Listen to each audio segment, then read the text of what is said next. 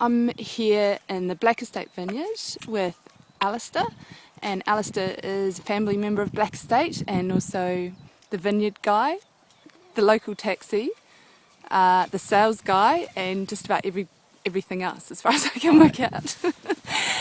We're here this morning because I wanted to talk to Alistair about their vineyard starter and what that is. Alistair, tell us what you're doing.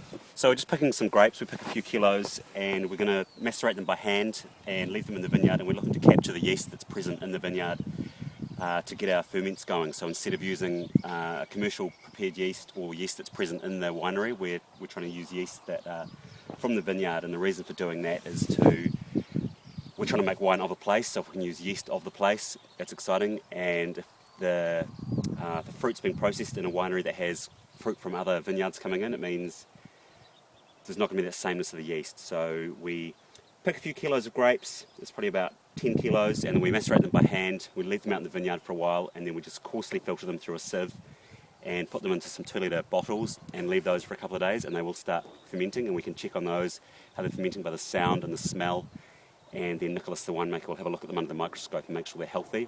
So, I mean, that's a pretty huge thing, that sense of terroir, that it comes from the vineyard in terms of the natural yeast that float around the vineyard. That's a pretty significant thing, I guess, for you guys when you're trying to make a wine of place, as you say. Yeah, most definitely. And it's just another, I think we've probably all tried wines that, maybe we haven't, but tried wines that have been same fruit, same barrels, but different commercial yeasts, and the flavour can be quite different. So I guess we just want transparency of place. So we're passionate about the soil, passionate about the climate and things, so we might as well get passionate about the yeast as well. And it's amazing how they all come out differently, the little ferments. And so once we get a little bottle going, we probably have about a litre in a bottle, leave plenty of room because it does expand and bubble. And then we'll take some juice out and warm that up and culture that, and then we'll start inoculating the ferments with that, tipping it in and letting it go. I guess it's probably what people did in the past. It's probably just going back to doing traditional winemaking. And it's fun. It's fun to get out and squish up grapes in the vineyard with your hand. It's fun to show the pickers what we're doing. It just seems to make sense, really. Yeah. Nice one. So, do you want to... Yeah, I'll chuck a... Here. I'll give you a little demo of what we're going to do. Shall I just lose those? Yep. So we just get in and make sure it's all pretty clean fruit, and we just get in and just macerate it all up by hand like this. Nicholas's term of the season is liberate the juice. So we're liberating the juice. Like it. The dog being the assistant. Out of the way, dog.